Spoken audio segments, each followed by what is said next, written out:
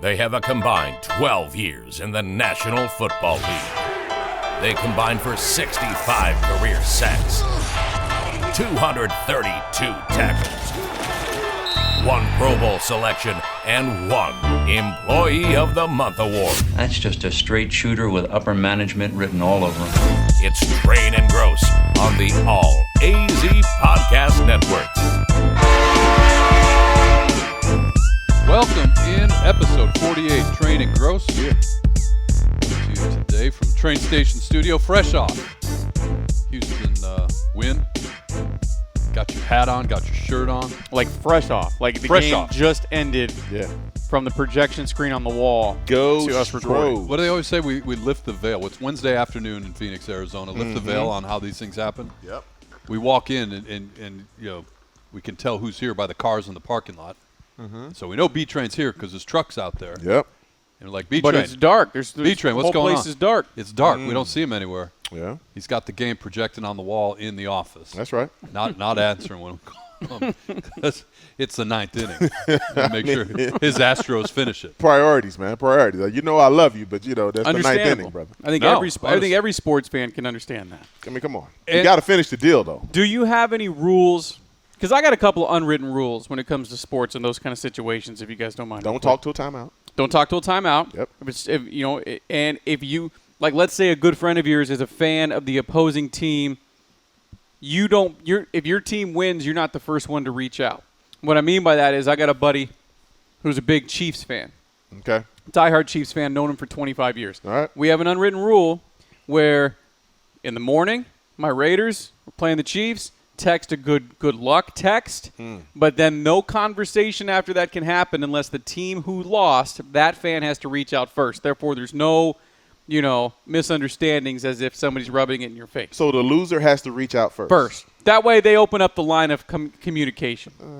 Otherwise, it's I don't know about that. rubbing it in somebody's face. Yeah. I got a couple. What do you got? So I'm with you on, because I actually said it. Don't talk to me during time or until it's time out. 100%. Right. If you're going to somebody's house and you're going to watch a game, you better bring something. Don't bring a plate and utensils. don't be that guy. Mm-hmm. I'm just saying. Don't just bring your appetite. Don't just bring that guy. And I think that's it. All right, what Super Bowl party. I used to host them. Now, okay, did you invite people that you knew were just going to be watching the commercials? Or did you want it to be a group of people who you knew were going to be into the game? You have to with the Super Bowl party. Yeah, because you're inviting spouses. Yeah, it's an event. Not all spouses are into the game. Some of them are into pregame, halftime, they're into halftime, food. Yeah. Because you're getting judged. Yeah, you are absolutely getting judged on your spread. If your spread is weak sauce, you're getting talked about. They might not put you on Twitter, but you're getting talked about in circles. Mm-hmm. So 2 thoughts. Number 1, if you've never watched a Notre Dame football game with Bertrand Berry, I got to experience this. You've got to experience it. And I was racking my brain, too, because he said, don't come empty-handed. I went to his house to watch a Notre Dame game. I'm trying to – I hope I can't remember. He didn't come empty-handed. He brought his daughter. Oh, that's right. She came, didn't she? Meg came. I came. Then I've been in your house more than once watching games. Yes, you have. I think I bought sandwiches one time. Yes, you did. Yes, you did. Oh, there you go. That's good. No, he wasn't empty-handed. He never came empty-handed. That's a rule for life, though, too. Not even just like for sports situations. Like you always bring something. Something. Well, it depends But depends on. Okay, if you invite yourself, you damn well better bring something. Okay. If you are invited, okay, say we're talking Thanksgiving. Mm-hmm.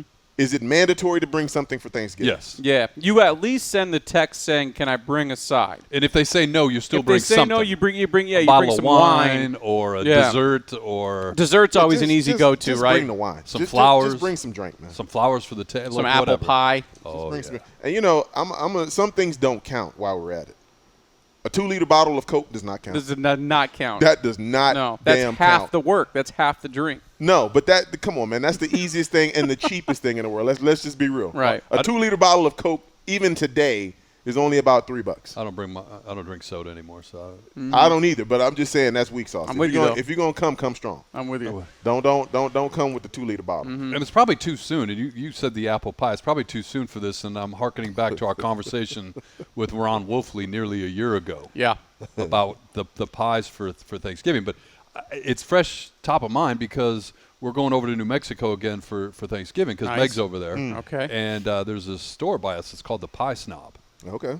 And they pretty have the response. sign out that says, order your holiday pies now. So Karen's like breaking the Ron Wolfley rule, pumpkin pie. Wow. And then she texted the girls, what other kind of pie do you want? Wow. You know, so that's that kind of deep thought during the holidays. Maybe we'll dive into that. That deep thought. Deep thought, yeah. I don't need to think deep about pumpkin pie. It's terrible. It's off the Get it it's outta off here. the table. It's Get it out of here. terrible. When my wife says we're getting a pumpkin pie, Yeah, you have no choice. Yeah. we're well, getting a that's pumpkin different. pie, but we're getting a pumpkin pie and something else. Let me ask you this: do you eat the pumpkin pie because you know she loves it? Did we have this conversation when we were recording or after last week? Because we talked about pumpkin pie and It was sweet after potato. we recorded. It was not on the show. Dude, I'll eat any kind of pie. You kidding me? I ain't saying no to. I can't think of a kind of pie that I would say no to. I got to be honest with you. Lemon meringue, I will say no to. Mom, my grandmother used to make this lemon meringue pie. That, Never had it. No. Oh, it's so good. No. I mean, It- it makes that Yes. space Oh, does right it get here. you? Well, Yeah. and she Yeah. she lived down here, and she had the orange and lemon tree in the yard, Oh, and she did the gosh. fresh lemon, Oof. and it was all of that and That's then tough. some. That's Yeah. tough, brother. But she killed it. It was good. Her meringue stood up and saluted. Man, it was so good. Yeah, that's the one I won't do. Now, underrated Now, if pie. my grandmother bought in a lemon meringue pie, you'd say no, Granny. May she rest in peace. So she ain't got to do that. You know what I do? You know what I do? This would You be fake my it. this would be my mode of operation. I would take the thin slice, and I would thank her, give her a big old hug. I would sit down, and I would be like, "Oh wait, you know what? Let me go to the bathroom," and then slide it to whoever wants it. Slide it to me. Slide it Here, to you go ahead and have this one. I'll get one when I get back. I'll That's a get one good when I mo- get. Come That on, is really good. Smooth, come man. on now. Yeah. You gotta That be is smooth. really good. You gotta be smooth, man. So we're deciding on what that additional pie is. From. What was the underrated one you were about to say, though? Pecan. Yes, my dad got me on that Pecan finally. pie. I would not eat it when I was a kid. My dad finally got me to What? money. Yeah, cold pecan pies. Oof. With some homemade vanilla ice cream. Yeah. Come on, man. Man, The few things better. I mean, I'm just telling you. I'm with you on that one. Pecan pie with some. We vanilla ice disagreed last week on the sweet potatoes and such, but That's what it was. pecan pie. That was off the well, air. no, I would eat. Yeah, it wasn't it? We were talking about Yeah. sweet potatoes, and you guys talked about sweet potato fries. Yes. Yep. And then Delicious. I said no to the fries, but then I actually ate sweet potato pie, which go figure. Hey, I don't I don't like coconuts, but my favorite cake is German chocolate. So go figure. That's money, I'm too. a riddle wrapped in an enigma, and Yeah. Yeah. One of these days, we're going to get Grose to eat pineapple on pizza the hell And you salmon. are. and Salmon. salmon. That's the We're gonna important get one. salmon. Because salmon is just so. I understand your disdain for pineapple on pizza. Lots of people don't like that, but just to hate salmon, like this seems like something your therapist should have to. Because this stems from this stems from an incident where your mom Yeah, it's broke out deep-seated. salmon out of a can, and I so still this hear is it coming out of the can. Yeah. So we got to get you some good. Good Catholics that we are. We weren't eating meat on Friday, and Yeah. she's like, "Oh, what do I feed this growing boys? Salmon loaf, salmon loaf. Mom, Brutal. the salmon loaf. no ketchup." God. You got to kill the. Sorry, well, I derailed the program. No, it's right good. out of the chute. No. It's good. here we That's, go. you know, It's all we good. got to check in with each other Yeah. on the more For important sure. topics For sure. around the world. Speaking of important topics, though, last time we didn't spend a whole lot of our airtime talking about the Arizona Cardinals. No, we didn't. Kind of have to now after what they did last Sunday. And I don't know, when you look at and break down that performance and look at the things that you check and say, man, that was impressive. Mm-hmm. Obviously, there was the on-field part of it, but if you're following it in the news, the Arizona Cardinals, of course, impacted by the COVID bug where a couple players, 3 players on the defensive side of the ball couldn't go. And then, 3 members of the coaching staff? 2 or 3? The head coach. Well, Most important. I was going to say, started with the head coach Yep. and the quarterback coach when Correct. you think about it. And general manager. And when you think about, though, the quarterback and how – and we've been, I think, justifiably critical of some of the things that Cliff Kingsbury has done in the past, not Yep. this year necessarily, Yep. but the way that staff was prepared and the stories that came out afterward about how you got a guy named Spencer Whipple that you couldn't pick him out of a lineup if you had Still to. can't. And here's the guy Couldn't that they pick the name out of a line. entrust to call the game to your star quarterback. Yeah. And the game plan that they called Worked to perfection. Looked pretty damn good. Now the Whipple name, if you're around from Arizona, it's kind of a well-known name. His dad was a All-American quarterback back in the day at Camelback High School here, and his dad is currently the offensive coordinator for the Pitt Panthers. Wow! So it's a football family. Okay. But Spencer Whipple, in terms of Arizona Cardinal fans, not well known. Yep. But that was a flawlessly executed offensive game plan last week. It was flawlessly executed, and I love the way that Kyler Murray was able to have the freedom at the line of scrimmage. Mm-hmm. The thing about Kyler that you see him most mature in is his decision-making. And you saw that on full display this past Sunday. The fact that he was able to make checks at the line of scrimmage to get them out of bad plays, because usually Cliff Kingsbury is giving him the plays. He's running those plays, doesn't get a lot of opportunities to check out of it. But Whipple basically gave him that freedom because he didn't really have the cachet to really check Kyler Murray. I mean, let's just be honest. Very few coaches other than Coach Kingsbury really has the power, per se, to really check Kyler Murray. So the fact that he was able to get up to the line of scrimmage, assess what he saw from a defensive standpoint, and then get the team into a better offensive play, to me that shows maturity. And the fact that he's not willing to just take off so fast. Do you guys realize we're in week 7? We're in week 7, and Kyler Murray has less than 100 yards rushing. Yep. Yeah. Less than 100 yards rushing total. Yeah. It's something he wanted to put an emphasis on. He brought it up on his own. It wasn't even like a question at a press conference. You've been through press conferences. You know how that goes. Yes. And he brought it up on his own. My legs need to be a luxury, not the game plans. What he said in the preseason. He said that last year, though, when he got hurt. Yes. And then he really talked about it this year, and right before camp started. Right. And to his credit and to Kingsbury's credit, I think they've found that nice balance. It's much more Russell Wilson than trying to be somebody that's living off the legs. And I think the thing about that is it's going to really set up the second half of their season so beautifully, because you're not going to have a lot of film of him this year running with the football. So when they do introduce that element of the game and you see him actually running with the football, you're not going to be ready for it, because that's not what you've practiced all week for. Because usually you watch the last 4 games. You watch a quarter of the season to get the tendencies of what a team is going to be. And you don't have that. They're really, I think, utilizing it perfectly right now is in the red zone. Yeah. Short yardage situations. Like he had another one this week that didn't count. I think there was a holding or something. But the other one against the Rams where he just right up the middle. You know what I mean? They spread the field right up the middle. So I think they're really kind of picking their spots really well with it right now. When I heard somebody ask the question, what's more of a threat, Kyler Murray running or the threat of Kyler Murray running? Like, if you're the defense, it's that threat. You got to watch him all the time. And, I think everybody agrees it should be a luxury. And we saw what happened last year when we went to the well too often on that. There was no Kyler Murray left at the end of the season. The thing that impressed me the most is not that the game plan was so effortless as it looked.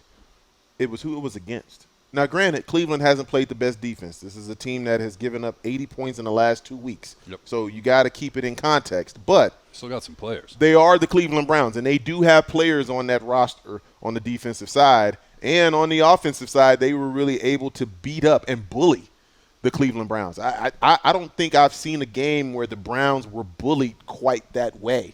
It was like the Cardinals basically lined up and said, we're better than you, and we're going to show you just by going over your face. Mm-hmm. If I could borrow a quote from my good friend Ron Wolfley, we're just going to hit you in the face, and we're going to steamroll you. And that's exactly what they did. And I think it sent a message to the entire NFL. Like, now you've got to pay attention to us. Yeah, you could explain away the first 5 wins and say that, oh, okay, well, this team had this issue. You got the Jacksonville Jaguars, you got the Minnesota Vikings, you got Trey Lance as his first start. There were all types of excuses.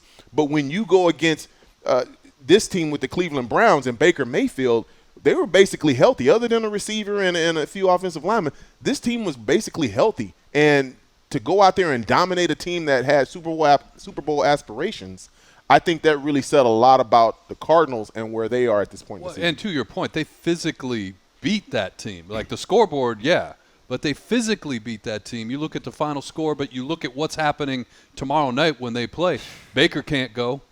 They have no Chubb. He can't go. They have Odell no Beckham Hunt. is questionable Yep. with his shoulder. So they have no Hunt, no Chubb, no Baker, potentially no Odell Bijan. Beckham, and I'm not sure No about Jarvis Landry. I'm not sure about the tackles either. That's just The tackles are out. Are they still out too? Yeah, I'm just talking about guys that were on the field Sunday against the Cardinals that aren't Yeah. able to go, right? Yeah. So they add to their misery Yes. in their stadium, Yes. in the dog pound. Yes. That's the other thing I think that you look at this team. They've gone on the road because they're 6-0, right? Mm-hmm. Yep. 4 games on the road. Yep. And they've gone to the Rams. They've Yep. gone to the Titans. Yep. They've gone to the Browns. And the Jaguars. Throw the Jaguars out for this part of the conversation. And they've exerted their will on these teams. And Mike, we talked about this before we got started on air. What if I would have told you the Thursday night game between the Cardinals coming up and the Green Bay Packers are going to feature 2 teams that at the beginning of the season there were a lot of question marks. A lot of questions. But now here we are week 8, which is going to be that Thursday, and you're going to have 2 teams basically with 1 loss between them.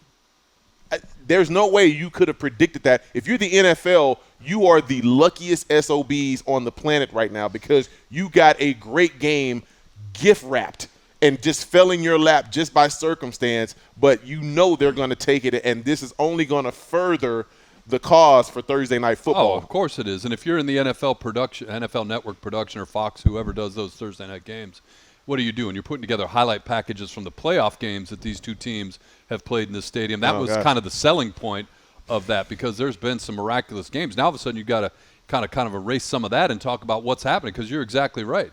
All the drama with the Packers this year or leading up to this year, and basically walking out and giving the world the middle finger is basically. And I own you. Like I love this version of Aaron Rodgers. I don't know about most people, but I love this version of him because I think this is the type of Aaron Rodgers that can get that team over the hump that they've been on the last 2 seasons. No, I completely agree. And then, obviously the Cardinals, to your point, they've got the Houston Texans in between them and the Green Bay Packers. But, okay. Yeah. So they're undefeated. And anytime you're this late in the season and you're talking about any undefeated team, Or it's a 2 compelling teams with story. 1 loss between them. No, absolutely. But I'm saying on the other side, you got everything the Packers have done with the swagger that they're doing it with, and then you flip it over and you've got the Cardinals undefeated. Which, again, to your point, nobody in their right mind predicted that coming out of the chute.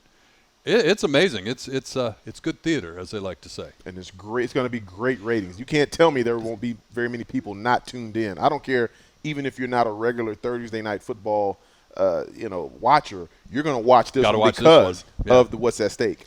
One of the things we always lean on you for is you played the game. You went through this. You don't say. You can look at things from a perspective that Sean and I can't. Okay. And after we recorded last Wednesday, the Cardinals made a trade. Yep. That was actually Friday morning. Yep. They brought Zach Ertz over from the Eagles. Yep. Understand what that means once Max Williams went out. You needed to find a replacement. And, again, Steve Keim doing his thing, which he has a propensity to do from time to time. But I heard a comment about what that means to the locker room. What does it mean when the team that you're playing for says, we're going for it? This is the message we send to the locker. Is that a factual statement? Like if you're a player if you're one of the guys in that locker room and you wake up on Friday morning and you get the news that Zach Ertz is coming over and going to be part of your team, is that real? That impact that it has on the locker room? It is real, and I think for that team, you saw the outcry or the outpouring of love that they had for Max Williams. When he was hurt and he was being carted off, you saw every single member of the Arizona Cardinals go to that cart and pat him on the head or pat him on the leg or whatever.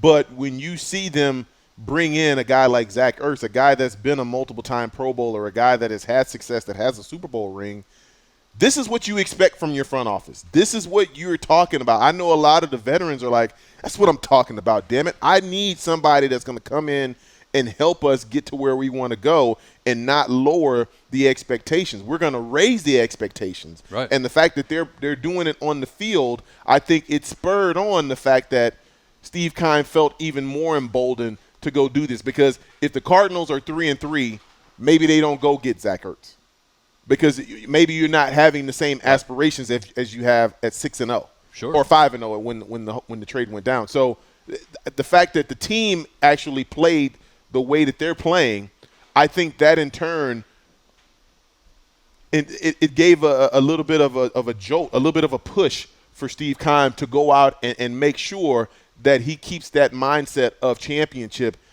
going, because you don't want to just bring in a serviceable tight end, a guy that's just going to be a guy. You bring in an actual name that has ties to Arizona already, who trains here and has a house here. So it made all the sense in the world, and kudos to Steve Keim for it. Well, and the conversation is, he played Thursday night in Philly.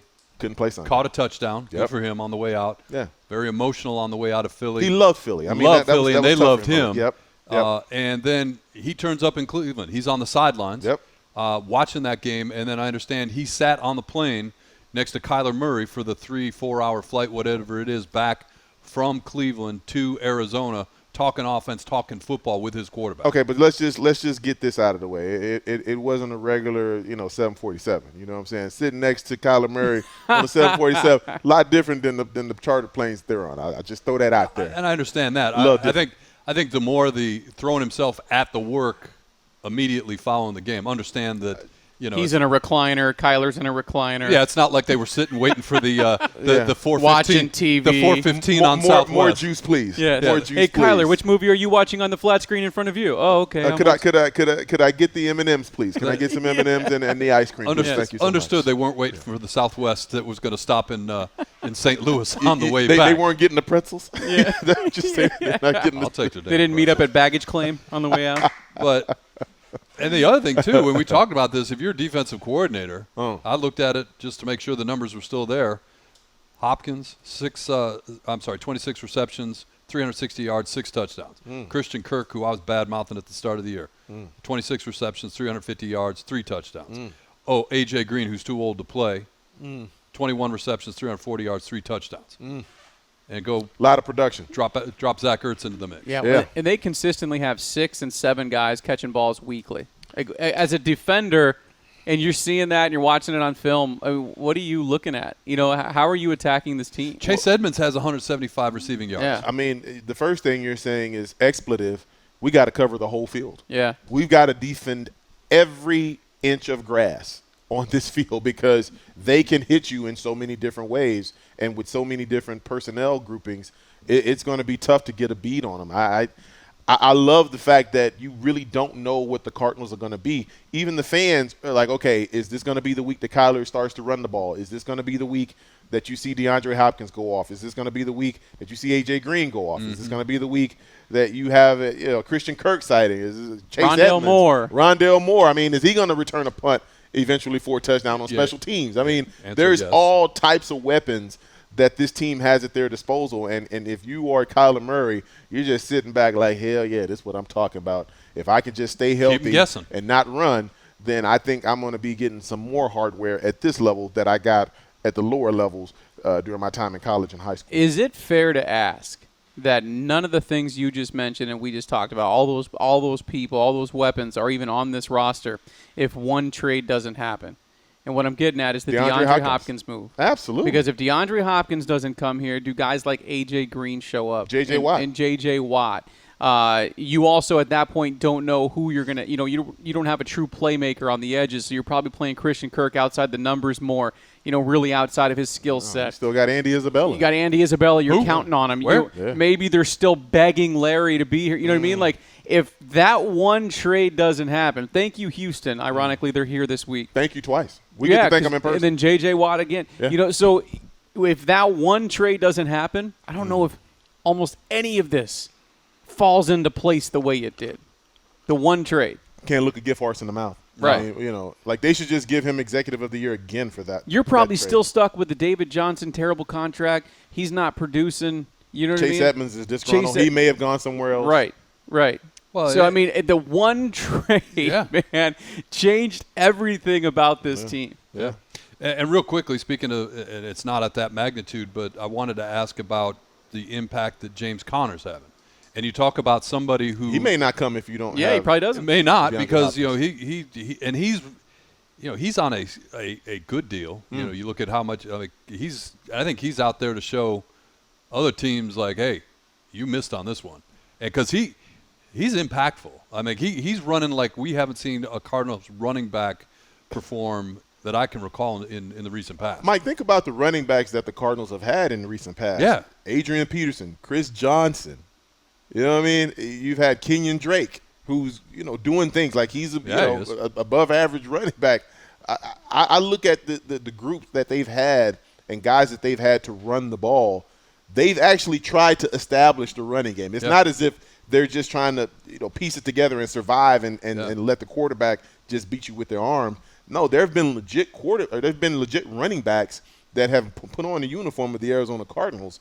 And, some have had some great success and some have had mild success, but it's not for a lack of trying because it's a who's who that have donned the red bird on their helmet here with Arizona. Well, and I think it's the timing piece, right? Like, what they're doing offensively, James Conner arrived at the right time, for that. I mean, but again, Cardinals averaging more than 100 yards rushing per game, and it's not from your quarterback. Not from the quarterback. He's not a good in the piece top of two. it. Yeah. Chase Edmonds, 300. It's exciting. It's exciting. I think if you get to that Thursday night game, and if things go well that Thursday night game, then you really have to start looking at the Cardinals in a different light if they are able to get away with a win against that Green Bay team. Real quickly before we step away, follow us on Twitter at Training Grose. We put a poll question out there. Yeah. What will happen first in the National Football League? And as we record this on Wednesday afternoon, will the Detroit Lions win a football game, or will the Arizona Cardinals lose a game? I think the Detroit Lions win because I don't see the Cardinals losing their next two. I got them favored. I don't see the Lions winning their next one, so I'd have to look it up. I put the question out there not knowing what was next on the schedule, but I would tend to agree with you. Who do they got next? I'm going to look that up while we're talking. But, as you said, the Cardinals with Houston that's a win. And then Green Bay. Yeah. And Detroit is at Los Angeles this weekend to play the Los Angeles Rams. Yeah, little side note, while you looked that up, you did hear the rumor that the Dolphins and the Texans are close to a deal for Deshaun Watson. So I thinking about this season and what it's been already, there's already been a lot of things and a lot of moving parts going on here in the first, I'd say quarter and a half of the season. 6 games is about a quarter and a half. Yep. If the Miami Dolphins could get Deshaun Watson, that changes everything for them because they quietly have been the biggest disappointment. I think they're the Cleveland Browns are 1A because you actually started talking about Super Bowl when you talk about the Cleveland Browns. So you have to bring them up as far as disappointment because they're 500 and they've got a string of injuries and it doesn't look like they're going to get healthy anytime soon. When most people were turning on their TVs Sunday to watch the pregame shows was when that game in London was ending. They lost to Jacksonville, man. That's Jacksonville. The look on that Dolphins coaching staff as they walked Brian Flores, he would have hit somebody if they were in front of him. He was mad. He was so that mad. Yes. And I checked it. The Lions at the Rams this weekend. That's the big one. And then the quarterback swap. The following weekend on Halloween Sunday, they're home against the Eagles. Depends on what the Eagles do here the next week. And then back-to-back road trips at Pittsburgh, at Cleveland. I'm from Detroit. I love my Lion fans. Yeah, it's rough. It's rough for all. I could look Detroit at this. Sports. Yeah, it is. It's a topic for another. I could look at this schedule, and you could make an argument for another 0-16 schedule. 0-17. Oh, excuse me. 0-17. You're right. It wouldn't be another. You set a new record. No. You could make an argument. They're not. They're going to win a game. They're going to win a game, man. They're going to win a game, but you could make the argument. They've almost won a couple games already. And you know what? I feel bad for Dan Campbell because he is a legit tough guy, good guy in the NFL. I went against him myself, so I know that he's one of those guys that's tough as nails, and he'll fight you. For him to do what he did at his quarterback, that took a lot of gumption. That took a lot of job security to say what he said about his quarterback. Yeah, I don't know if you guys heard the he press needs to do conference. more. Mm-hmm. I mean, somewhere Sean McVay is like, I've been trying to told you, man. I've been trying to told you about this guy, man. Jacked up, but I told you he wasn't the one. Y'all thought I was crazy for trying to get rid of him, but, man, look, this is why. See what I mean? You know what I mean? And the question for the Detroit media is, well, you're gonna bench Jared Goff for Tim Boyle? Well, no, I don't think that's where for he was David necessarily going. You know what? No, I he would. was I getting would. the questions from the Detroit time. media. I would, for the other 52 guys on that team. Because don't just tell me he's irreplaceable when everybody else on that roster is fighting for their job and they're worried. You know, they kind of creeping into the locker room on Mondays like, do I still have a job? Am I still here? Well, I'm not arguing with you. I'm just saying that, you know, the options ain't great. Hey, I know it ain't great, but, hey, he's got to be held to the same standard that everybody else. Of course he should be. But, again, at the Rams, at Philly, at Pittsburgh, at Cleveland, home against Chicago, home against the Vikings. I mean, let him sit and think about it. Let him sit and think about it for a week. Let's do it. I mean, what else you going to do? I mean, you're 0 for right now. You ain't going to the playoffs. You're trying to get fan bases, the fan base to stay with you. You're trying to get the players to not let go of the rope because they've got one hand on and they're calculating right now. They're like, should I already call the movers and set the moving for January 3rd? You know what I mean? Like, should I already be set to go back to my hometown? Because right now it's not looking like postseason is much of a chance. Move the family out during the bye week and just live out of an apartment or a hotel. Yeah. December 19th, Cardinals and the Lions. Oh. Where at, here or there? In Detroit. Oh. I feel like for not being a divisional opponent, they play each other every a lot, year, don't they? I feel like. Well, this year's is a NFC North, NFC West game. Right. But for years, you know, they would all eat. They would eat all. Yeah, we had the same record. Last place. We had the same record. Yeah, third and fourth. We had the same finish in the division. Yeah. And a lot of times it was the last place matchup. Yeah. So, all right, go to our Twitter page at Train and Grose and vote on that. We'll retweet it out for you later on this evening. For sure. All right, on the other side, we got to talk about the NBA. The season's underway. The Phoenix Suns tonight, as we record this, about 45 minutes away from the Denver Nuggets in town. A little deja vu Defending all over MVP. again. As Train and Grose continues. Train and Grose. Welcome back in Train and Grose. NBA season underway. When does Klay Thompson come back? They say he comes back in January. Rolls into L.A. Yeah, they say either December or January he comes back. Different team with him on it. Completely different team. They already look pretty good, though. They look sure pretty do. good. They sure do. And you get him back. Look out. He comes back in January. He's probably not 100%, but contributing. Yeah. There's a lot of stories in basketball right now. What are our thoughts about how the Lakers and the old folks' home is going to shape up and come together? It's going to take them a while. Is it gonna? It's going to take them a while. I knew they would struggle early because I agree with you there. But they didn't really struggle. I just think that they've got to figure out who is going to get their spots and win. Who's going to get their moments to take the shots and when is that time. For LeBron, is it the first quarter, second quarter, third quarter? You know he's going to get his in the fourth. Yeah. For Russell Westbrook, can Russell Westbrook play off the ball? I think he's a liability. Guy can't shoot. LeBron needs shooters on the floor with him to space it out. You got two guys that do basically the same job. Yeah.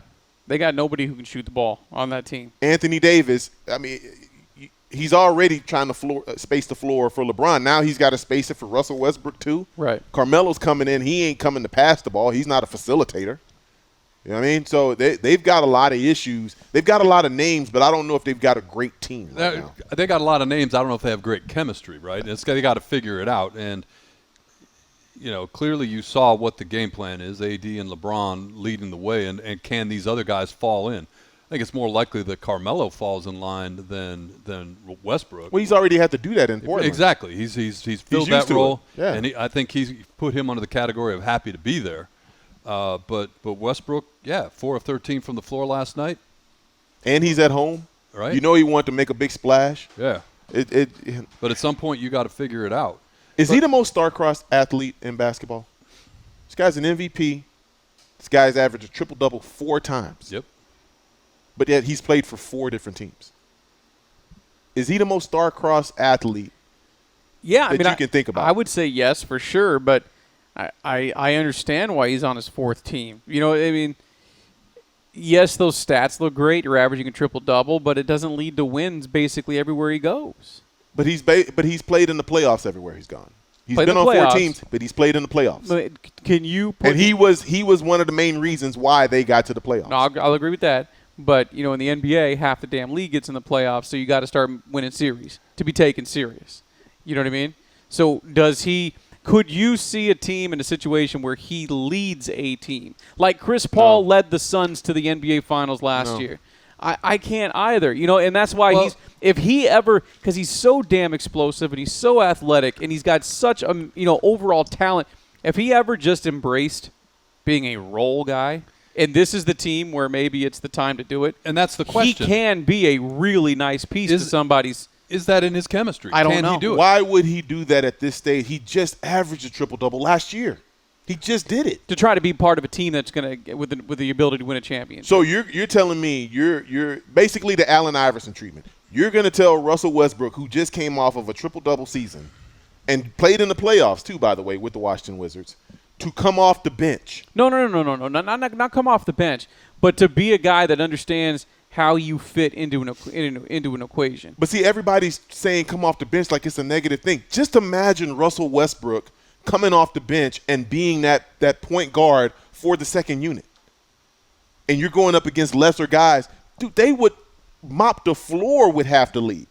Because now you've got LeBron doing what he does, Anthony Davis doing what he does. Carmelo, as we've already talked about, is going to be the guy that can space the floor. He's going to shoot. Everybody has their roles as the backup. Yeah, and I think it circles back around to what you asked a second ago. Is that in his DNA to even accept that? Well, I don't think he should. Well, it's almost what you described. It's almost like the youth basketball where you have the teams and everybody plays. Like you get a timeout, first 5 off, next 5 on, and to your point, the second 5. Look, I mean, what did he think when he was going there, right? I mean, when you look at the Lakers, even the way it's constituted now, whose team is it?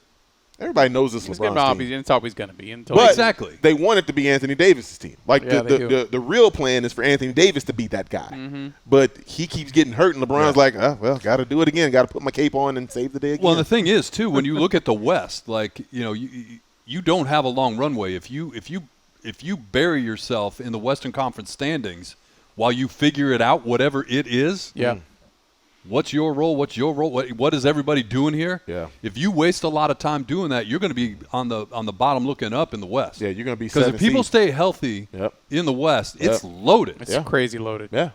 And think about what you ask Russell Westbrook to do. You ask him to give you double-digit points. You're asking him to rebound. And you're asking him to assist. So just imagine on this team, if he has stat lines like he's got 7 points, 10 assists, 13 rebounds. Mm-hmm. I think that's the perfect stat line on this team. Okay, yeah. But you just played you just played, name your point guard. You just played Chris Paul, who just gave you 35. You just played Damian Lillard, who gave you 40. You just played Luka Doncic, who gave you 30 and a triple-double of his own. You just played Jamal Murray. You see what I'm saying? You see where I'm going with this? Mm-hmm. You got guy after guy after guy in the Western Conference, and a guy that has that stature of a Russell Westbrook, is he going to be okay with being an 8-point, 10 assist, 13 rebound guy? I don't know. I don't think so. And unfortunately, I think that's what he needs to be on this roster. Like I don't think he needs to light it up. But he can't. He's not a great scorer anyway. The number he's got to cut down because every year he's got that triple-double type, quadruple-double because he's got average almost double-figure turnovers. He's got the damn turnovers too, and that's really what kills him. Yeah. And then not being able to shoot the ball consistently enough from the outside. Yeah, no jumper whatsoever. No, we'll keep an eye on it. But like I said, the runway for the Lakers to figure it out, I think is short. Very short. Christmas. Everybody time, is short for the Western. No, absolutely. Yeah, because you can't fall behind, right? Christmas time, we're going to know how this thing's going to shake out. And before we get to our main topic, which is the Suns, can we just give some love to the Milwaukee Bucks and Giannis Antetokounmpo? Mm-hmm. It's only game 1, but my goodness, that man looks like he's at it again. Unbelievable. I mean, first of all, let's just take a moment of silence for those rings that they got. Oh my goodness.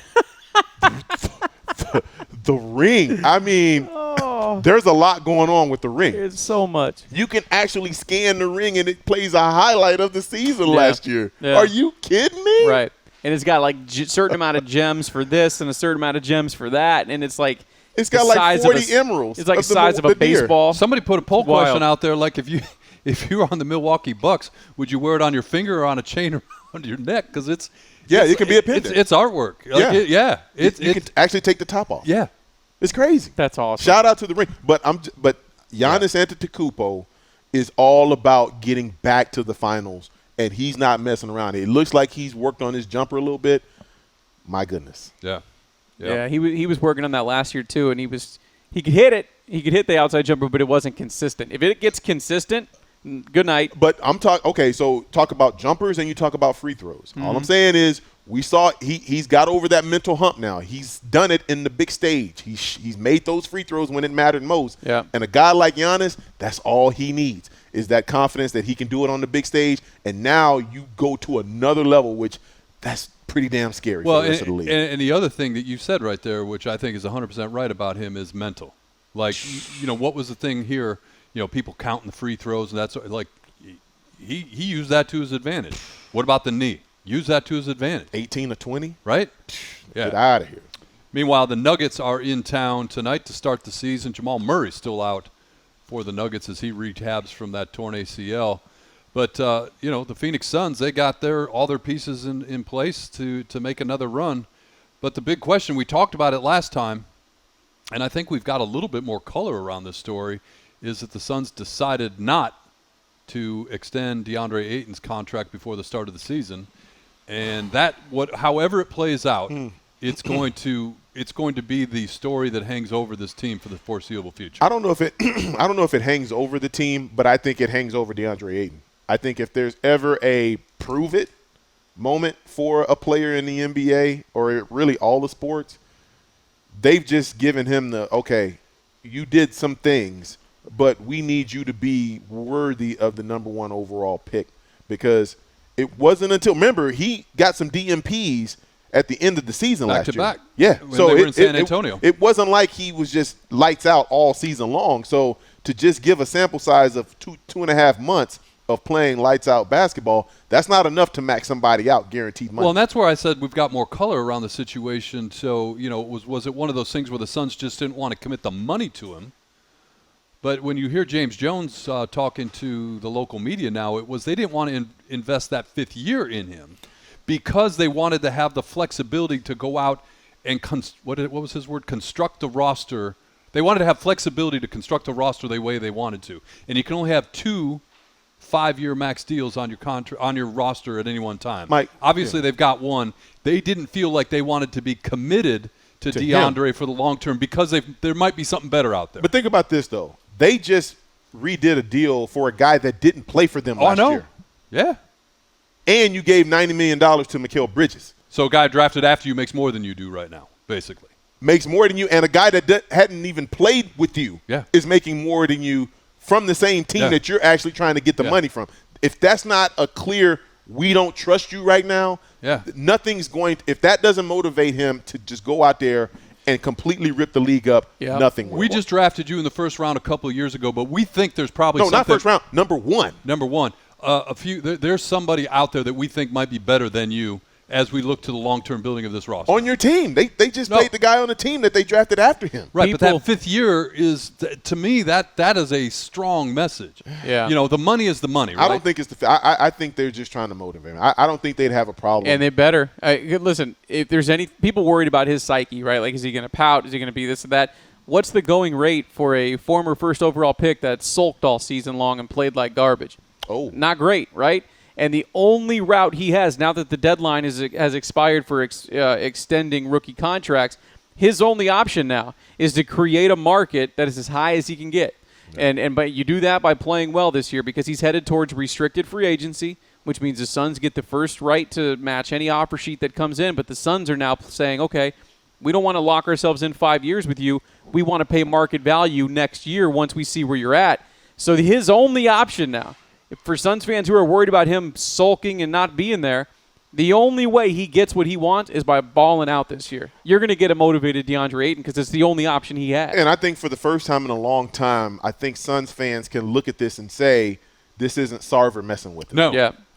Because in years past, this would have been, oh, God, what is Sarver doing now? Yeah. I don't think this is Robert Sarver meddling at all. Nope. I think this is responsible spending by the general manager and the team to make sure that they don't overreach for a guy that may not be a guy that they can count on in 2 or 3 years. And I think if you're a Suns fan, I think you're 100% right, and that makes me This is a basketball decision. Yes. This is James Jones getting out in front of it. Yes. Saying this is a basketball decision. He didn't say we. He said I did not want to commit to that 5th year because it takes away my flexibility to build this roster the way I want to. Yep. Yeah. So it wasn't a money thing. It No. was, people saying Sarver being cheap, which No, it's the look, DeAndre man, Ayton thing. This is Show up and show out, bro. This Yeah. is how the Suns feel about DeAndre Ayton long term. Show up and show out. Yep, and the reason why people should trust that is, because the Suns are all saying the right things right Yep. now, Yep. But the reason you should really trust that is because of the guy you just mentioned. James Jones is the one that's out in front of this. A guy that was, within the last 10 years playing in the league. He gets it from the player's perspective beyond any other GM probably in the league right now because he's very recently removed. This isn't, Lon Babby. This isn't, this isn't Ryan McDonough. Yeah. This is a This is a player. Yeah. This is a dude from the league Yeah. making these decisions. So it's not a cheap thing. It's anything but, in my opinion. And when I brought it up around, this is going to be a story that hangs over. I mean, obviously the games will matter, and it starts tonight. Yep. But the other thing is just what we've been talking about. If he goes off and plays the way he did in the postseason, Yep. then it's going to be that motivated story. Look at them, and they lit a fire under him, and blah blah blah blah blah. Either way, they win. And if Front office wins. and if he doesn't, it's the powder. It's the guy that sat the last 2 games against San They Antonio. still look smart. And Good then they thing look you didn't smart. give him that money. Exactly. So, I look. It's all on DA. Once Show up I and heard show out. once I heard the general manager talk, I was okay with it Show up and show out. Yeah. That's all you got to do. Yeah. It's real simple. Show up and show out. because you're playing for your contract here, or you're playing for a spot somewhere else, one or the other. Wow. You're playing to create the market this offseason when you're Yeah. a restricted free agent. You're right now. That's all you. If you're DA, you're playing to create your market, and you only do that by being motivated with a chip on your shoulder, and that's what the Suns I think are going to get. So let me ask you guys something. Getting away from the Suns, kind of a hard pivot. Mm-hmm. I look at the Kyrie Irving situation, and I know a lot of people have their opinions about Kyrie and what he's been over his career, not just this year. I think Kyrie is being a bit selfish, and I don't think that it's necessarily trying to be a spokesman for the people. This is a guy that I think is really, really, really, and I always make sure that I am very careful when I talk about other athletes, because one thing athletes hate is to be talked about in a negative fashion by other athletes. That is 100% true, and I am a living testimony of that. But the evidence is so overwhelming. There is no reason, if you're not against vaccination and you know the only way you can get your money and be on the team is to get vaccinated, get vaccinated. There are lots of people within the sports world that had their reservations about getting vaccinated. Mm-hmm. There are lots of people that said before they got that shot, man, I really ain't cool with this, but I got to get this money. Or my situation mandates that I go ahead and take care of this business. They may not feel one way about the vaccination, but they feel a certain way about their family and their families being taken care of. When you start talking about the kind of money that Kyrie Irving is walking away from and the predicament that he's putting the Brooklyn Nets in, it's hard not to go with the selfish route. I just feel like this is something that he thought about for a while, and he's a guy that's not really a 82-game season player.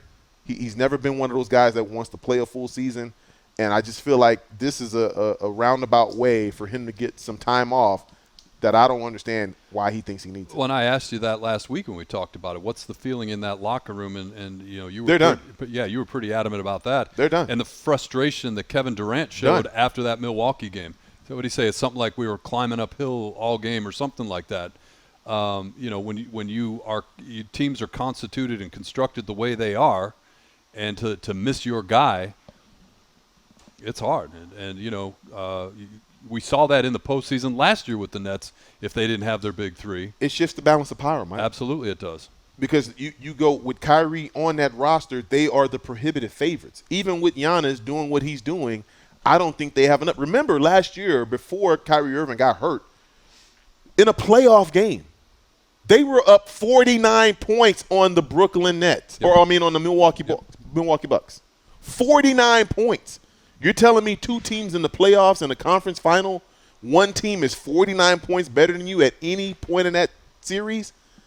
That's how significant this decision is of Kyrie's to not be out there. It dramatically shifts the balance because if he's not there, you automatically put Milwaukee ahead of them. You put the 76ers right there with them, and you risk the fact that you could lose James Harden after next year because he hasn't signed his contract. Absolutely hasn't. And you talk about the Sixers when you're talking about selfish and you're talking about trying to figure stuff out. Kyrie Irving doesn't want to be there, so he's not there. We could talk using that. We said it last week, Mike. You go down to 95. I think that's the highway, isn't it? Trades all-star for all-star. Superstar for superstar. Ben Simmons doesn't want to be there. Comes back, looks disinterested. Somebody was filming the practice. Told the coach, Yeah. F you. Yeah. I mean, said, no, I'm not going in. Yeah. Like, he has every intention of sabotaging this. I think he could be a little more professional, but I think if you're the Philadelphia 76ers, he's got to go. Why have you held on to this guy this long? You knew this was going to be a cancer. You knew he was not going to be happy about being there. He actually said, I'd rather be anywhere but here. Yeah. Anywhere but here. Like, there is no change in his mind. The man said, I'd rather be anywhere in this league. I'd be in 29 other teams than right here with this team. Well, and then it goes to show what we said earlier about the West versus the East, right? Because you've got Milwaukee, of course. You've got Brooklyn, and you've got Philly. Yeah. But there's huge issues with those two teams. Yeah. And then you got Boston. After that, there's, you got Atlanta, you got maybe the Knicks, maybe whatever. Indiana. But it's a huge drop-off. Yeah. It is a huge drop-off. So it's top-heavy. Unlike the West, the Sixers and the Nets have an opportunity. They have time to figure it out.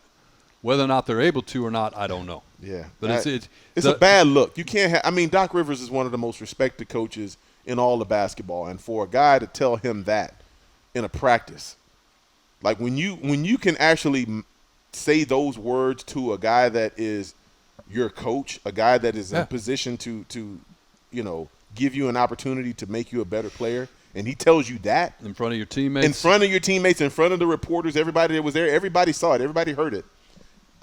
There's no coming back from that. That's a gots to go situation. Got to go. That's October 20th, so we got a long way to go when it comes to the NBA. On the other side. Before we get out of here, Mike. On the other side. Is October the best month of sports? You tell me. I say yes. I say you are probably right. All four major sports are in play. Yep. Yeah. You can actually talk about all four. They're actually in regular season or postseason right now. And I think for a lot of people, cool. with the way that our sports watching has evolved and the idea that I'm not going to watch 162 games of baseball, but what were you doing when we got here? Postseason baseball. Postseason baseball, brother. I'll watch it all day long. Postseason baseball. Yeah, you can. You can make the argument. Postseason baseball. Postseason sports. Postseason sports, but I'm talking about the difference between the regular season and the postseason. It just you flip a switch when it comes to baseball. Basketball too. I mean, basketball regular season, like before you get to Christmas. Yeah. The game. Yeah. Listen to what you just said. Yeah. You just. This week is cool, right? This week is cool, but Yeah. then you get to games 7, 8 through. It's like November 11th. Yeah. Right. Yeah. Who's watching NBA regular season basketball? Toronto Raptors versus Sacramento Kings coming up next. Oh. Woo! Yeah. Don't you dare miss it. Oh, my. NBA is fantastic. Or the flip side. That's terrible. That's terrible. Terrible basketball. All right. I know on the other side, college football. That's coming up next on Train and Grose. Train and Grose. Why you got to be the way you are? Why do you have to be the way you are? I am who I am. Wow. Oh, wow. Welcome back, Train and Grose. So we talk Cardinals NFL. We talk NBA. College football. It's mid-October. Yeah. College football heating up. We'll get to some of the teams and stories, but we were talking before we started recording. One of our own, Spencer Rattler, Pinnacle High product. He was the starting quarterback for the Oklahoma Sooners. Emphasis on was. And very publicly displaced. And that's where my question, like, I understand it, and it was the absolute right football decision. Yep. Couple things one thing rubs me the wrong way. The other thing I just have to question now with college football in 2021. All right, bring it on. One is, fan behavior has been terrible forever, but it just goes, I think, to another level when it comes to social media and some of the stuff that's out there. And the things that Spencer Rattler has to endure now on social media as a result of poor play. Let's call it what it is. He has not performed on the field. That's why I said I don't mind it from a football decision, but it's just ugly. I don't know if it was poor play, he got outplayed. Outplayed, that's fair. Yeah. And then the other thing that complicates this is the whole name, image, likeness. And Spencer's got a few deals out there. He's making some money. He let everybody know it. And he let everybody know it.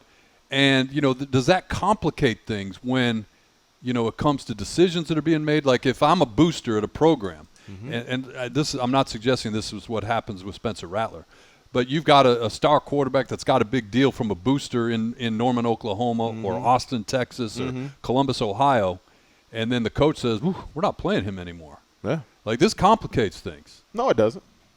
Because he's still going to be a guy that is a member of the team. He's still an Oklahoma Sooner. He's still a quarterback of the Oklahoma Sooners. He's just not the starting quarterback. Which the billboard says. Well, your starting quarterback. Hey, you're going to have to change it up. Things change. And if anybody understands that, it would be Oklahoma, who, oh, by the way, had 2 Heisman Trophy winners back-to-back and then had a guy finish second. Yeah. The third. Back-to-back-to-back. So it happens fast. Well, if you commit to Oklahoma, you know what you're signing up for, hopefully. Hey, you may get the NIL, but it's NFL, not for long. Well, so you've got the NIL, and the other thing you've got is the transfer portal. I mean, two things that, look, the argument with college football was, the players are controlled by the universities, and these two things have given some of the, not all, but some of the control, some of the freedom back to the players. Yep. They get paid. Yep. And if they don't like the way it's going, they can move. Yep. And so now the speculation is because he was dethroned, deplaced, outplayed, does he find himself in the transfer portal? Oh, absolutely he finds himself in the transfer portal. He's a guy that was a Heisman candidate. I don't know if he was a favorite. I never really saw that in his game, but say what you want. He was a name that was a favorite for the Heisman Trophy. He was a guy that was going to be considered. But when you start talking about Spencer Rattler, the person, I don't know if the person is anybody that you're going to feel sorry for, because all talk out of Oklahoma is that he isn't the best guy in the world. He isn't the best teammate. He's very much about Spencer Rattler. And we talked about his dad. His dad is a guy that isn't necessarily the best dad to be around. He's not going to win Father of the Year when you start talking about sports dads and how he's handled himself. So there isn't going to be a lot of sympathy for the Rattler family. And I think if you are the coach at Oklahoma, your responsibility is to the Oklahoma Sooners program. It's not to one player. And your job is to win championships and win ball games. And so if there's a young quarterback that gives you the opportunity to do that, then, hey, it is what it is. I think either way, Lincoln Riley had the opportunity to say, hey, I've got this young guy. He's going to come in. He's going to play a few reps here and there. We're going to get his feet wet because we know after this year, this is going to be his team. Yeah. Well, the future is now. All it took was Spencer Rattler to wet the bed against the arch rival Texas Longhorns, and you insert the young guy. He comes in, lights it up, brings you back from a win, and it's pretty much game over. But I got a simple solution for Spencer Rattler. All right, bring it.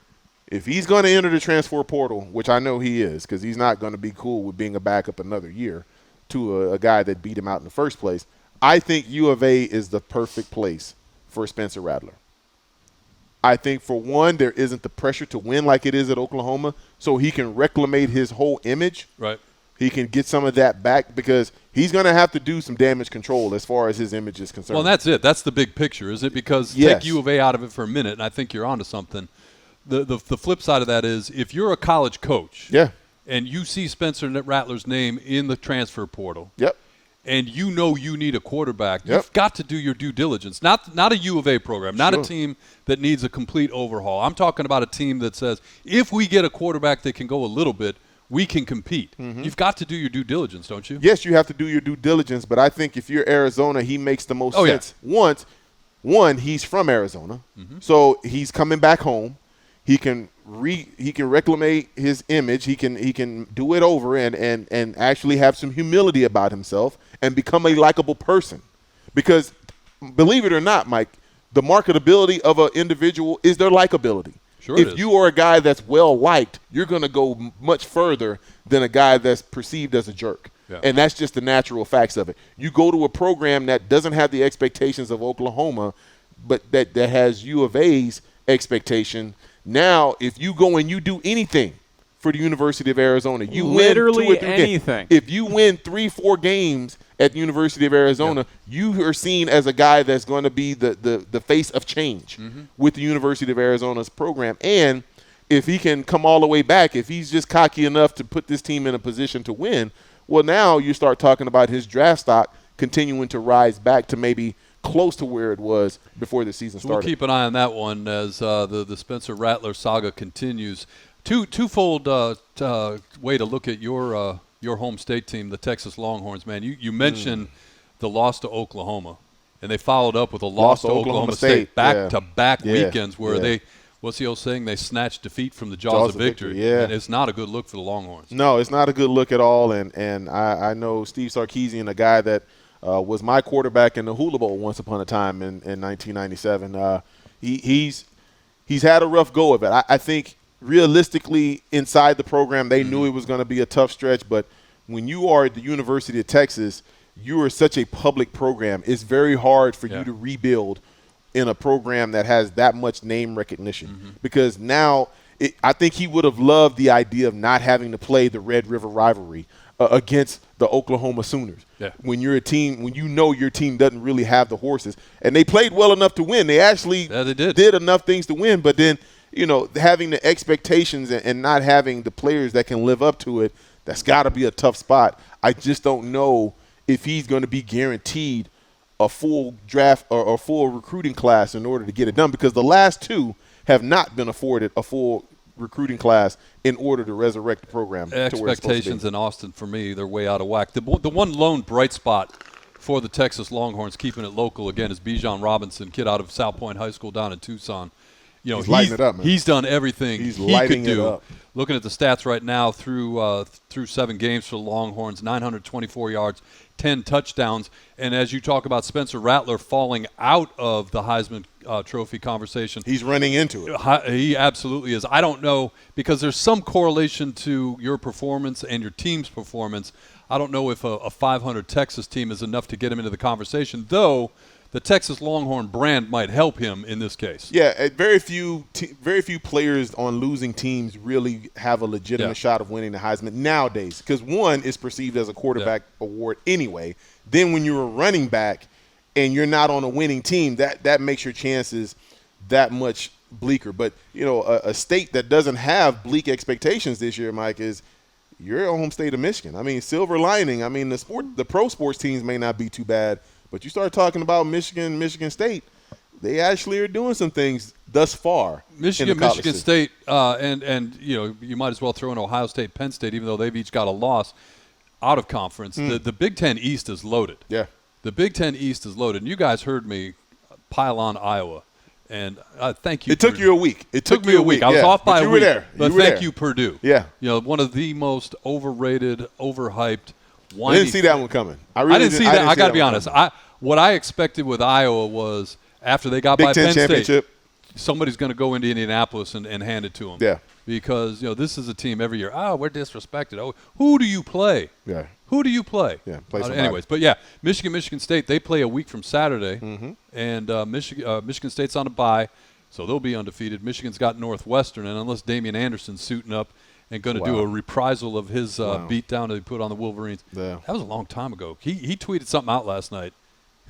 I was like, thanks for reminding me, DA. Yeah. But he had a career one Saturday afternoon against the Michigan Wolverines. But Pat Fitzgerald's team's not very good this year. No. So I suspect that Michigan will be undefeated as well when they play. But it's gonna be interesting. Whoever comes out of the East, if somebody can run the table against that gauntlet, I suspect that the Big Ten will be in the conversation for the college football play. I think they're going to cancel each other out. I think Michigan State's going to beat Michigan. I think Ohio State's going to beat Michigan. And you're not going to have an undefeated You just gave me 2 losses, man.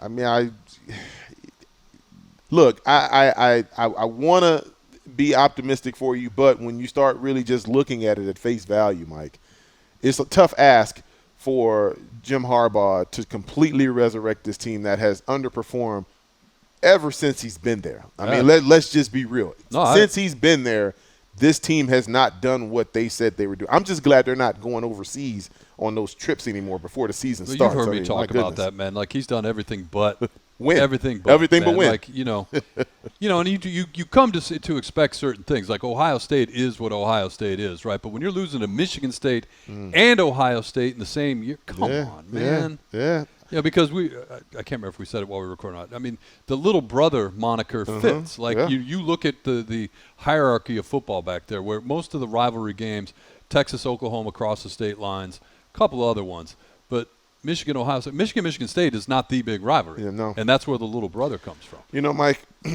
we've tried to protect a lot of the local teams because, we have respect, but we got to talk about this ASU team, man. Damn. Hey, look, I've said I may have said it here. I do another radio show where I know I said it. Everything they wanted to accomplish, everything they said that they had in front of them. Right in front of them. Like, okay, the loss to BYU, yeah, you don't like it, whatever, but it doesn't do anything for the Pac-12, all joking aside. Yeah, no, like I said, that BYU and San Diego State are the two best teams in the Pac-12 South right now. Wow. But you had the Pac-12 in front of you. You had a runway to the Pac-12 championship game. You were 2 quarters away. And you were there. You were in Salt Lake City. You saw it unfold. Like, this thing, man, it turned on a dime. Like, you walked into this 21-7 leading, and you're like, damn, they owned Utah in the first half. Yeah, I mean, they had a lot of penalties in the first half, and if they didn't have those, the lead could have been bigger. Like, you felt like it was ball game. And I almost wonder if they did in the locker room, too, and they came out and got punched in the mouth, and everything went the other direction. I've watched a ridiculous amount of football in my life. I've never seen a game turn so quickly in the same game, like so dramatically. I mean, they gave up 28 points in the second half unanswered, and you're talking about a defense that in second halves to that point had only given up 26 points on the season in the second half going into that game. They gave up 28 second half points to that team who they clearly were, again, more talented than on the field. And that it comes down to, in my opinion, coaching. They looked befuddled in the second half. It just didn't look. No answers. Right. And it was, there's no words to really explain it. It was just incredibly disappointing. And I'll tell you this, and I guess I can ask you this, B-Train. Were you ever on a team that was penalty-ridden? Like, you just every week shot yourself in the foot by penalties? Because what everybody always talks about is how that's not something you can fix mid-season. Yep. That's something that you put in early in camp, right? And that's their biggest issue right now. They had 12 more this past week in Utah. Like, to shoot themselves in the foot constantly. And I don't know if that's something you can fix right now. I remember early on, I think 2005, 2006, here with the Cardinals, we were pretty, we had a lot of injuries, or a lot of penalties, I should say.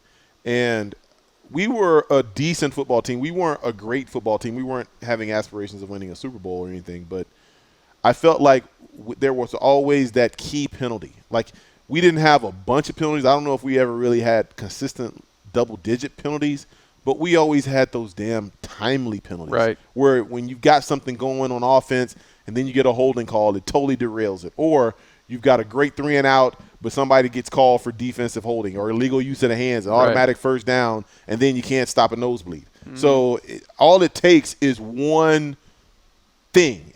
One thing to go wrong, and it can derail an entire side of the ball, and it just makes everything go bad. And I think, unfortunately, the Arizona State Sun Devils are the victim of that. Yeah. The good news is I went out and looked while you guys were talking. They don't have BYU on the schedule anytime in the future. No.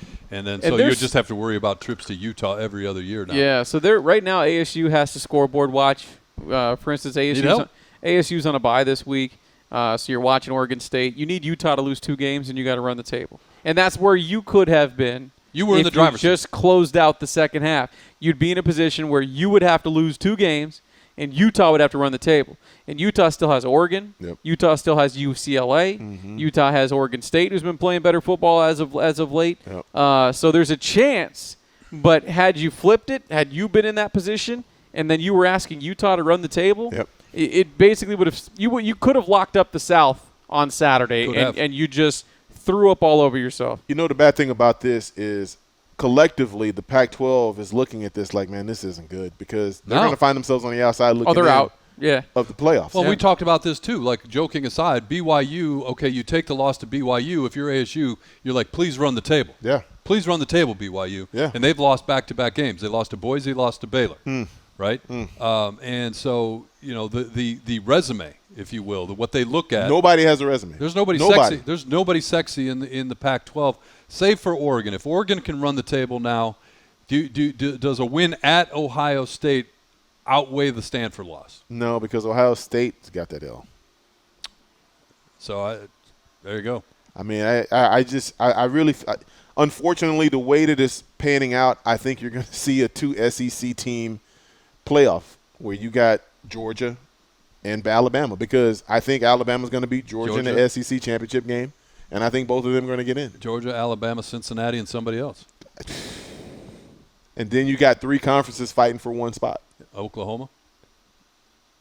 I honestly believe, without you raining on my parade, if somebody runs the table in the East in the Big Ten, I think that's one of your 4. But who do you have? Okay, I don't know if anybody's constituted to do it. You're a Michigan fan. Do you today, October 20th? Do you believe that they're going to go undefeated? No, I'm like that. I put my hand on that hot stove already, so I'm not doing that again. Okay. But if you're a fan of the variety pack for the college football playoffs, you want Michigan or Michigan State to run the table because they're both undefeated. Yep. Like, if one of them runs the table, that's a clear path into the playoffs. Or Ohio State. Well, they already have the loss. I know. I'm talking about a if clean, they win out. Drew, but right now Michigan and Michigan State are your best options because they got a clean slate right now. Michigan and Michigan State are your best options, but whether or not they're capable of doing it, that's a different conversation. The playoff committee of the 3 would want Ohio State still. They're still. I think an undefeated Big Ten team. We'll see. Okay. I mean, you got to get there. To your point, Yeah. there's a lot of games to be played. Somebody's got to play Ohio State in the Big Ten championship. Real quickly, before we get out of here, it's mid-October, and there's 2 coaching vacancies now in big-time college football. You've got USC, which we knew was open, and now LSU is open. Don't forget Washington State. I forgot about Washington. A, I have a hard time calling Washington State big time. But B, Washington State's open too. Yeah. But who's the bigger draw? The premier names, USC and LSU. I think LSU is a better team, a better deal. It's a better gig. You got better athletes. You got better competition. You've got better athletes to choose from. You're not fighting with California, all the other teams that are constantly plucking from the state of California to get the same recruits. Like, those guys are fighting tooth and nail. There's like 8 teams fighting for the same guy, tooth and nail, every single year. Which USC, when they were right, got 95% of those all wins. of them. They got 95. all of them. I'd go 98. They got 98% of them. And I go back to it. I know I sound like a broken record. I go back to the Bijan Robinson case. 10 years ago, Bijan Robinson is a USC Trojan. Yeah. And he's not a California product. No. But when he sits at the table at South Point High School doing the hat thing, and he picks up the USC hat and says, "This is my best chance to the NFL." Yeah. There's nobody in the Pac-12 that fits that bill right now. So I think the upside, the runway that you have at USC, for me, is better because you're in LSU. You saw how quickly you fall off in the SEC, and you're one of many over there. If USC gets it right, they own the West Coast. They own it. I feel like Ed Orgeron did something shady. He did. Oh, he did. Because, I mean, he did. It's out there. You're a year and a half removed from a national championship. Oh, he was enjoying the fruits of his labor, literally and figuratively. Wow. With one of the higher-ups' wives apparently making comments to her. Wow. Yeah. At like a gas station or something, and he hollers out the window at a girl in like workout attire and asks her if we can work out together. When she says, "No, I'm married and pregnant," I think she said, he goes, "Is that a problem?" And it turns out it was one of the wives. It was the wife of one of the people in the higher ups of the institution. Yeah. Oh, he's not representing the office well at all. And it's not like you can mistake his voice when he's yelling out the window. It was some guy that looked like the LSU coach, but I wasn't sure. Yeah. No, it was the LSU coach. Can we work out together? Go Tigers. And apparently, like bringing women to practice, and he was enjoying the fruits of his labor. Yeah. And when they, you can tell, like, when guys get fired, they're like, "Oh, I didn't give him a chance." He's like, "Yeah, you know what? It's probably the right decision. I probably deserve this." Go Tigers. Take the money and run. Can I get the company issued hot tub to go? Yeah. Do I keep the ring? Do I keep the ring? Okay, go Tigers. You put the hot tub in my place. Take it out of the office. Put it in my place. But in all seriousness, LSU today is still a better option than USC. 100%. I would say today it is, but I'm saying the potential at USC. Because you've hit it at LSU, and you're still second fiddle to a couple of schools in your own conference. If you get USC right, and it'll take somebody that understands that, you own the West Coast. You're even more of a high-profile program than Oregon. But if you're LSU, Mike, you can not only get your region, which is Louisiana, which has pretty good football. Yeah. You can go get Texas guys. Look. You can get Mississippi guys. You can get that whole region as well. You can sneak a couple Florida guys out of their region because LSU is a name brand, and they've got a more recent history of success than USC. We know USC had that run with. And if you're USC, you need to own. You need to own California. You need to own the LA Basin. But they don't. And that's the problem right now. That is the absolute problem, and it's going to take a special kind of coach to fix it because they've let it go so far south. And a special athletic director too. Well, I think they've got it. They've got that now. You think so? He's been there, done that in the Pac-12. All right. Yeah, and he did what guys. You got to do it at USC though. Well, and he did what they should have done by making a decision on the coach, like whether or not you think firing him week 2 was the right thing or 3, whatever it was. Week 1 or it was week 2. Yeah. Come on. All right, on the other side, that's what you tuned in for. Yeah. You got Pump the Brakes and Dad Jokes. That's coming up next on Training Gross. All righty. All right, that's what you tune in for. Training Gross, Pump the Brakes. Yeah. And Dad Jokes. There's the sound. All right, Sean Crespin, the crack research staff out back. Yep. Came in during the last segment, handed you the envelope with the topics for this week's Pump the Brakes. Here it is. The Suns have the 4th best odds to win the NBA title according to the wise guys in Vegas. They're plus 1,500 to win the title in Vegas. Pump the brakes or not, Suns are the 4th best team in the West. Pump the brakes. I hate to do it, but when you start talking about health, if all teams are healthy, I think they fit somewhere between 5 and 6. Really? Yeah. Because you look at the Clippers, say what you want about that team and that organization as a whole, their roster is better than Phoenix's roster. The Lakers are better than Phoenix's roster.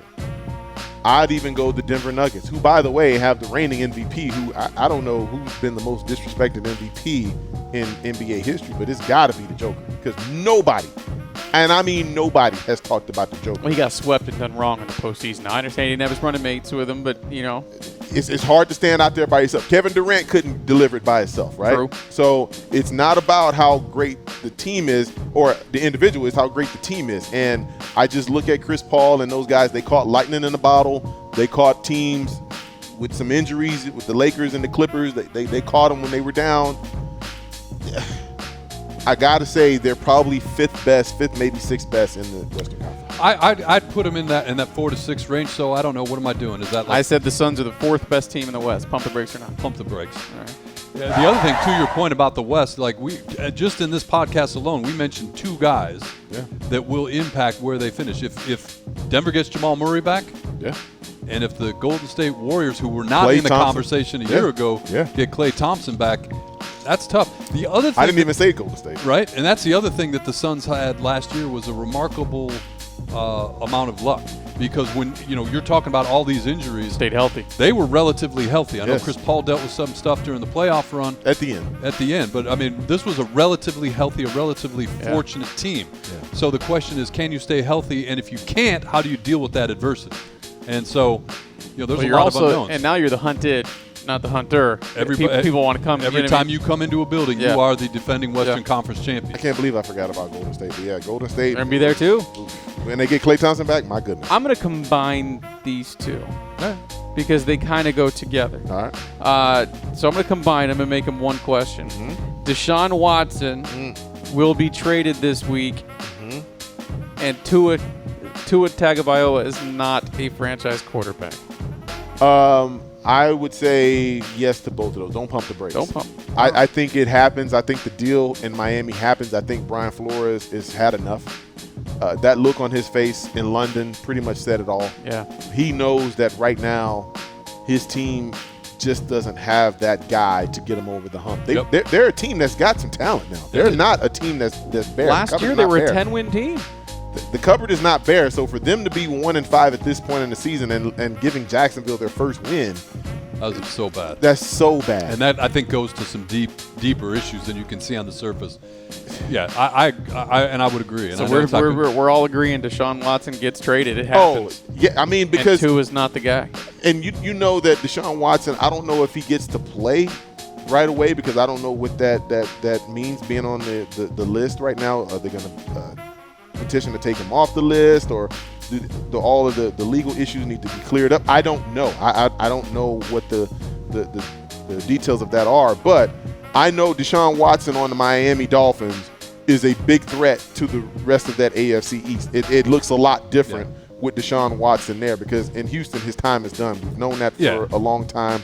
But if you put Deshaun Watson and what he brings to the table to that young talent in Miami, they have a much different outcome than they have. And these questions are nicely done, combining me, because they're inextricably They go together. linked, right? Yeah. Because if you think that Tua is the guy, you don't even think because about this is a high risk, high reward trade if you make the deal with the Texans.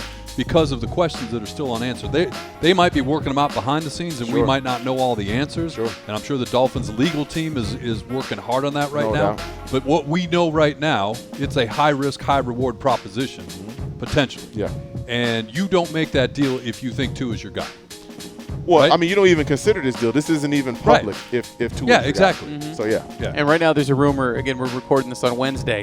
There's rumors coming out of Houston that it could be a 3-team deal that sends Tua to Washington and Deshaun to Miami. I think And this then is, how does Washington get involved? So who knows what it'll be. And it'll also be interesting to see, because of all the overhanging issues, what the price tag is for a Deshaun Watson. 3-team deal. That's like NBA style, man. Like Absolutely. the NFL just Yeah. making deals. Yeah. By the way, the trade deadline in the National Football 2nd League of is November. November 2nd. Yeah. Wow. So this will take care of itself Yeah. in the next 2 weeks. I believe 1 o'clock local time here. Wow. We'll find out. So this one's very straightforward. The Arizona Cardinals are the best team in the NFC. Pump the brakes or not? Do not pump the brakes. They are the best team. They've beaten the teams they need to beat. They've beat the Rams. They've beaten the 49ers. They're 2-0 in their division. Beat the Browns. They beat the Browns, who was considered a Super Bowl Beat the team. brakes off the Browns. Beat the brakes off of them. Physically beat them up. Yeah. I mean, they didn't pump the brakes at all against the Browns. But I just look at this team, and right now, October 20th, they are undefeated, and their style, the way that they've won, has been impressive enough to call them the best team. Now, does that mean that's by a far margin? Absolutely not, because there are some 5-1 teams clicking at their heels, i.e., the Green Bay Packers, who we talked about earlier in the podcast. There are some very good 5-1 teams clicking at their heels. Yeah. And I would agree. Right now, I'm a big proponent of the saying, you are what your record says you are. And the record says you're the best team in the NFC. You're the only undefeated team in the league. Gary Gramling of Sports Illustrated just told me they're the 7th best team in the National Yeah, some of these Football power rankings can just To me, that's clickbait, though. It's all it is. It's clickbait. It's all it is. Or you're just telling me you don't watch the Cardinals without telling me you don't watch the Cardinals. Yep. Because there's no way you could actually watch this team play Yep. and think of them as anything outside of a top 3 team. I mean, just look at the game last week with everything they didn't have on the field, and they still physically dominated. I know there were some people after the game saying, just wait until we get our Pro Bowl center, Pro Bowl defensive end, now Pro Bowl tight end, and our head coach back. Think of how good we can be then. Just think about it, and you're exactly right. Tell me you don't watch the Cardinals by saying. Yeah. In many ways, this smells a little bit like the 2020 edition of the Arizona Cardinals. It doesn't even remotely have – I mean, everything about this team is different than the 2020 version. Yep. Last one. Now, you got me thinking. I kind of created this one off of something you said earlier, B-Train, when you said that October is it the best sports month? I'm sorry. Yeah, and you might be right. So I wanted to ask, and I'm going to add mine, pump the brakes or not, the best month overall when you combine sports, life, holidays – is November. Pump the brakes. Okay, what is better? I'm going to go January. Okay. January. Okay, hear me out now. Mm-hmm. We're talking about new year, new expectations. We're talking about the basketball season heating up. Now you're starting to actually pay attention because the teams are actually playing hard. Yeah, NFL playoffs. NFL playoffs. College playoffs. All right. We're talking, you got the hockey season is in full swing now. Teams are starting to – wait, hold on now. Mike, you can't be – No, that was him. That was me. Oh, okay. That was him, not me. I was just about to say, No, you that was can't at be him. thumbing No, that me. was I at got him. you. They're thumbing. You know, you got No. hockey is in full swing, and I just feel like even with the college sports mixed in there, then you got college basketball College starting to hoops come is around.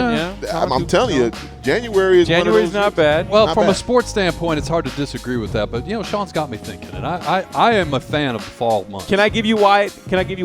I landed on November? Yeah. Thanksgiving. Yeah. It's Thanksgiving. It is the best holiday. Enough said. The weather here in best. Arizona. July. The weather here in Arizona Don't is get me about as started. good as it Yeah. gets in November, Yeah. right?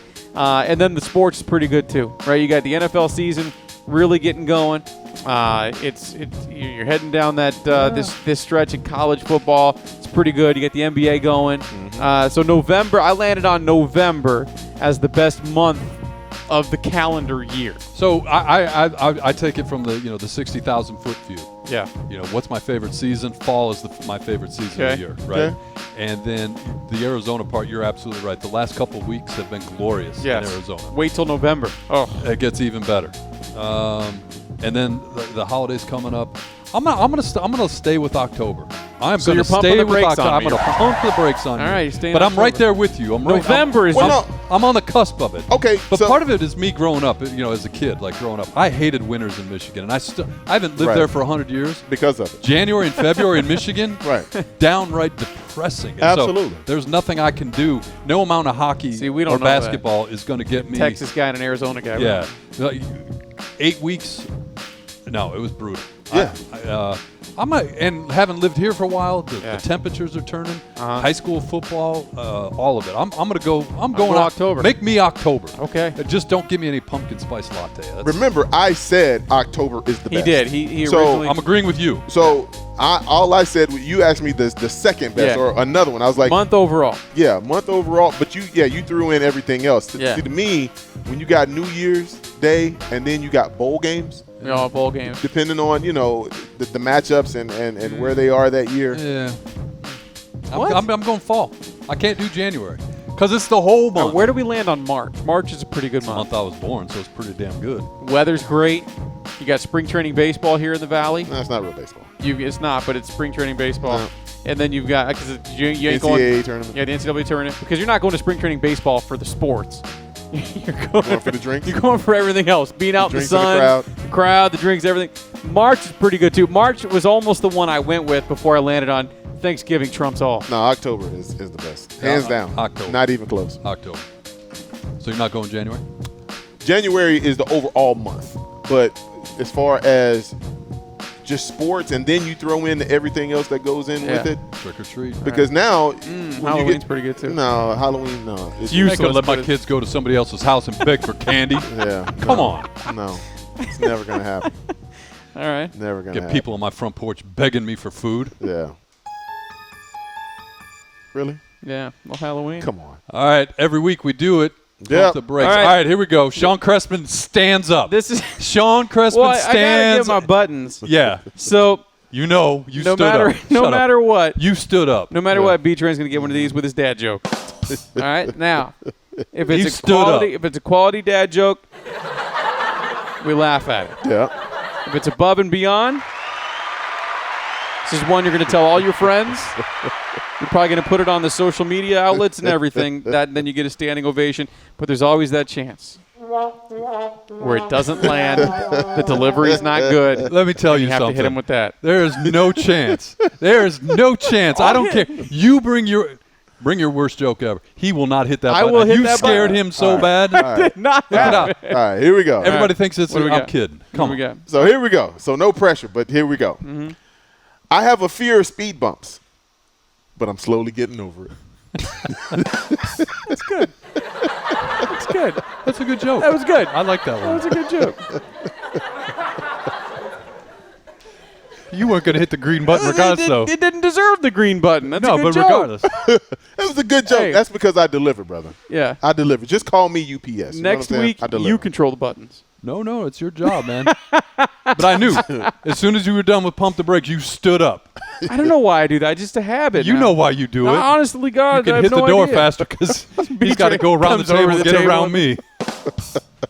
You know I come around that corner, too. You Yeah, know what I mean? you go bend. Terry Tate.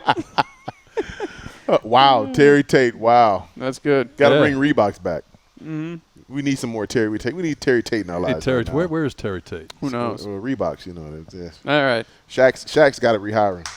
'Cause, Yeah. You know, he bought Reebok out. Did he really? Yeah, he bought Reebok. My man Shaq. Shaq's We need to do a always doing segment great on things, Shaq man. next time. Man, one he of has these got days. more endorsed. That man never says. And you told me this. I didn't realize it. Like Shaq will only endorse things he uses. that people can can afford. Like you won't ever see him do Rolex. He made a promise to his dad that he would never buy or he would never promote things that were expensive, like Lamborghinis and all that kind of stuff. I He did not know No that. Rolex. Like, think about it. He does General, Yeah. Icy Hot, Yeah. Papa John's. Buicks, Papa And John's. he's in some car he can't even fit in. Yeah, but Yeah. I mean, they're always affordable stuff. Yeah. And, Interesting. You know, he made that promise to his dad, his late dad, that he would never, be that bougie dude. No idea. That's awesome. Good Yeah. for him. There we go. I That's I mean, going to it do just it made for me love him even more. Yeah. this edition of Train and Gross. Subscribe wherever you get your podcast. Follow us on Twitter at Train and Gross. We'll see you next time. We'll holla. Well done.